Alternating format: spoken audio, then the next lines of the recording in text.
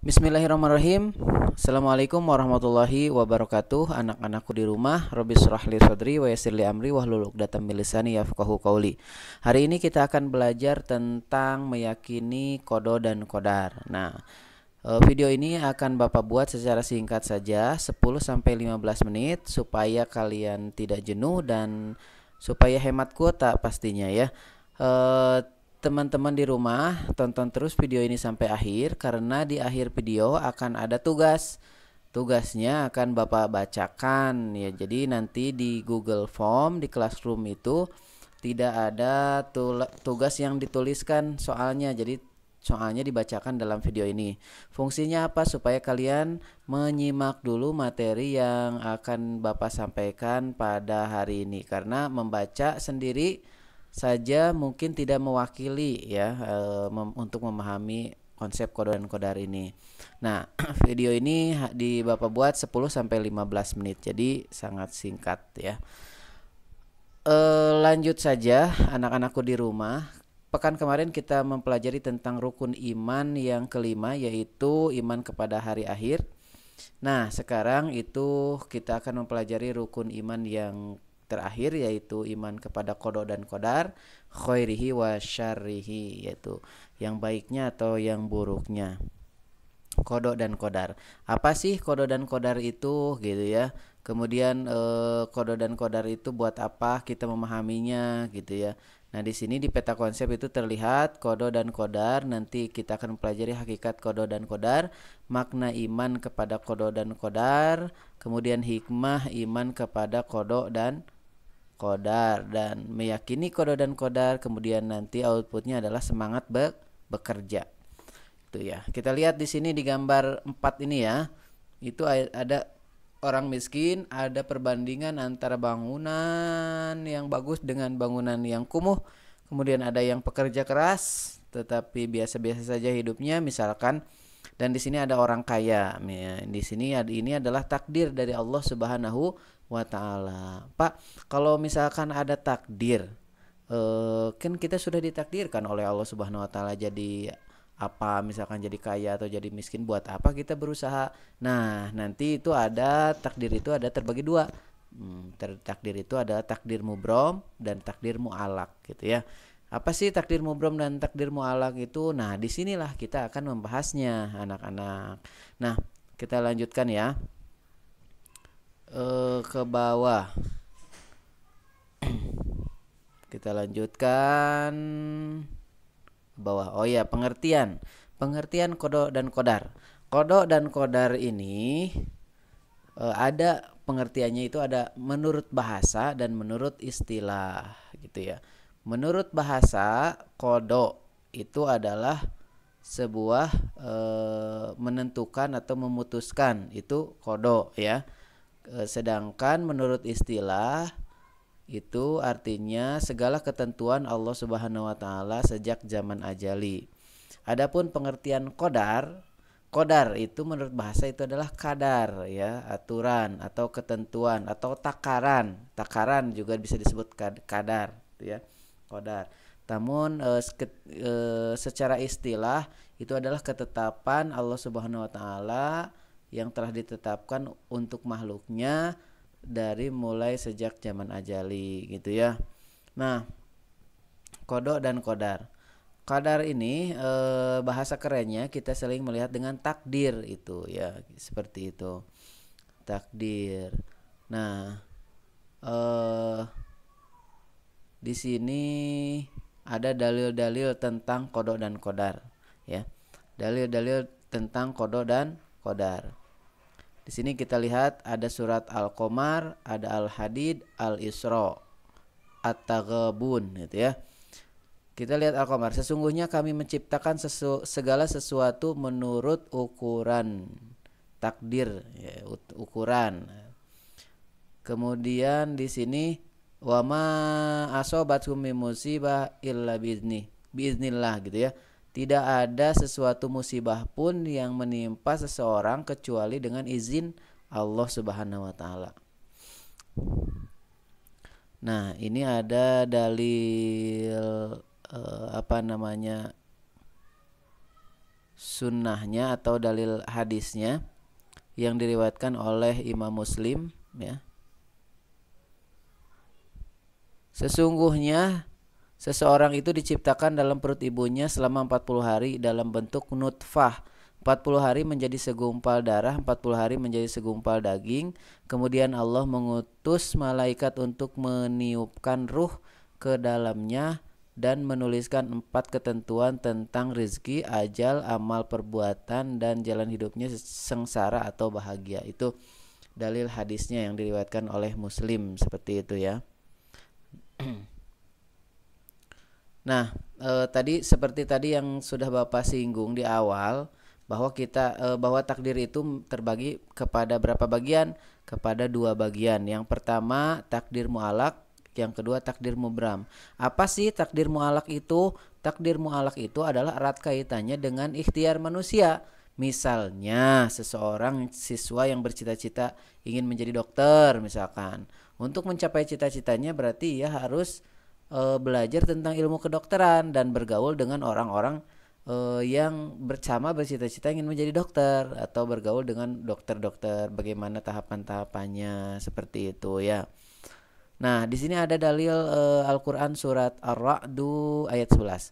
Bagi manusia dan malaikat-malaikat bagi manusia ada malaikat-malaikat yang selalu mengikutinya bergiliran di muka dan di belakangnya. Mereka menjaganya atas perintah Allah Subhanahu wa taala. Sesungguhnya Allah tidak akan mengubah keadaan suatu kaum sehingga mereka mengubah keadaan yang ada pada diri mereka sendiri.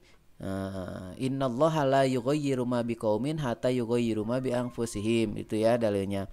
Dan apabila Allah menghendaki keburukan terhadap suatu kaum, maka tidak ada yang menolaknya, tidak akan ada yang bisa menolaknya, dan sekali-kali tidak ada pelindung bagi mereka selain Allah Subhanahu wa taala. Nah, itu takdir mu'alaq ya. Takdir mu'alaq itu bisa dirubah ya. Misalkan kalian mendapat nilai kurang baik, dimarahi sama orang tua misalkan. Bu, ini sudah takdir, ayah ini sudah takdir. Bukan, itu takdir, tapi takdir mu'alaq, kamunya yang tidak, misalkan ya, kamunya yang tidak belajar misalkan, seperti itu. Itu bisa kita rubah dengan supaya kita mendapatkan nilai yang baik dengan belajar yang baik gitu ya. Nah, kemudian takdir mubram. Takdir mubram itu adalah takdir yang terjadi pada diri manusia dan tidak dapat diusahakan atau tidak dapat ditawar-tawar lagi oleh manusia. Misalnya ada orang yang dilahirkan dengan keadaan mata sipit atau dilahirkan dengan kulit hitam gitu misalkan ya. Atau misalkan kelamin itu ya. Makanya itu harus menerima takdir. Misalkan terlahir jenis kelaminnya laki-laki, sudah dewasa ingin dirubah menjadi perempuan, dioperasi segala macam. Nah, itu menyalahi takdir, makanya dosanya sangat besar, seperti itu ya. Misalkan kematian itu juga sama ya, takdir.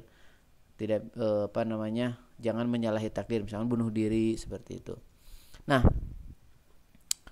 selanjutnya kita akan mempelajari 4 hal yang saling berkaitan dengan takdir. Apa saja? Yang pertama, takdir. Kita harus meyakini bahwa kita itu terikat dengan takdir. Mengapa manusia tidak mampu terbang laksana burung, tumbuhan berkembang subur, lalu layu dan kering rumput subur bila selalu disiram dan sebaliknya. Nah, itu adalah takdir. Itu yang disebut takdir ya.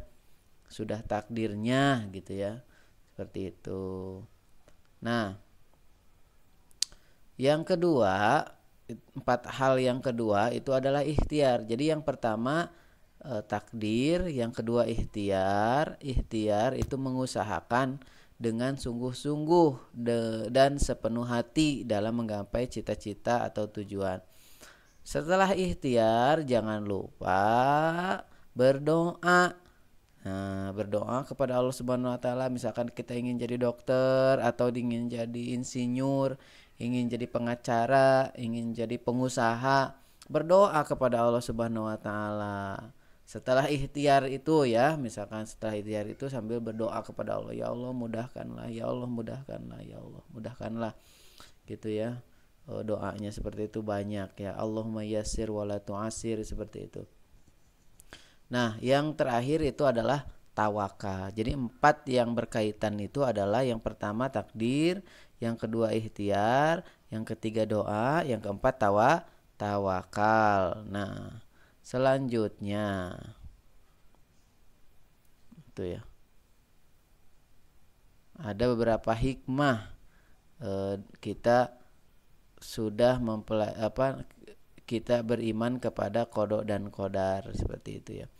Jadi kalau ada pertanyaan seperti tadi ya, bagaimana kan Allah itu sudah menciptakan kita dengan takdirnya.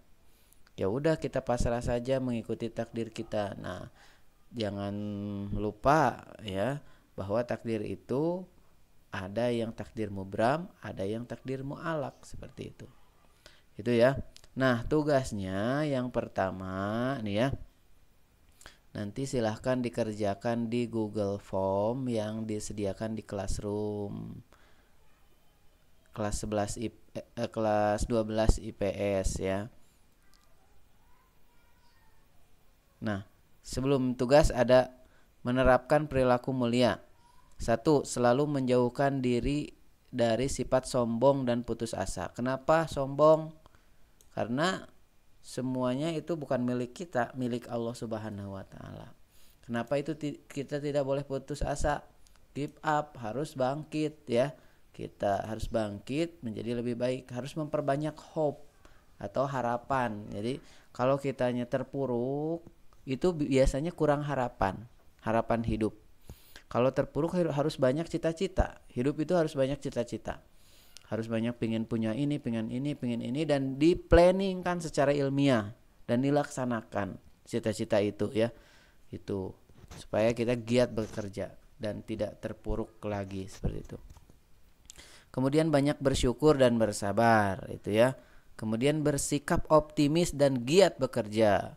Selalu tenang jiwanya, gitu ya, hikmahnya tuh. Nah, ini rangkumannya bisa Anda baca sendiri. Kemudian ini tugasnya ya. Yang pertama Bapak akan membacakan tugasnya. Jelaskan arti qada menurut bahasa dan istilah. Itu nomor 1-nya ya. Nomor 2, jelaskan arti qadar menurut bahasa dan istilah. Itu nomor 2. Silahkan jawab di Google Form. Yang ketiga, terbagi ke dalam berapa bagian takdir itu? Sebutkan satu persatu berikut contohnya ya. Contoh takdir yang pertama, contoh takdir yang kedua, gitu ya. Dan sebutkan takdirnya. Kemudian yang nomor 4, sebutkan 4 hal yang berkaitan dengan takdir. Tadi yang pertama apa, kedua, ketiga, dan keempat. Sebutkan gitu ya. Dijelaskan juga boleh gitu. Dan yang terakhir adalah apa yang dimaksud dengan konsep tawakal. Kalau kita bertawakal itu harus apa ya, setelah apa gitu ya. Di sana silahkan dijelaskan. Misalkan tiba-tiba tawakal kepada Allah, ini ada hubungannya nih dengan yang nomor sebelumnya ya. Nah, silahkan dijawab di Google Form. Terima kasih teman-temanku yang sudah menyimak video ini. Mudah-mudahan dimudahkan oleh Allah Subhanahu wa taala. Sengaja video ini dibuat 10-15 menit supaya tidak terlalu menyita waktu dan menyita kuota. Terima kasih. Wabillahi taufik wal hidayah. Wassalamualaikum warahmatullahi wabarakatuh.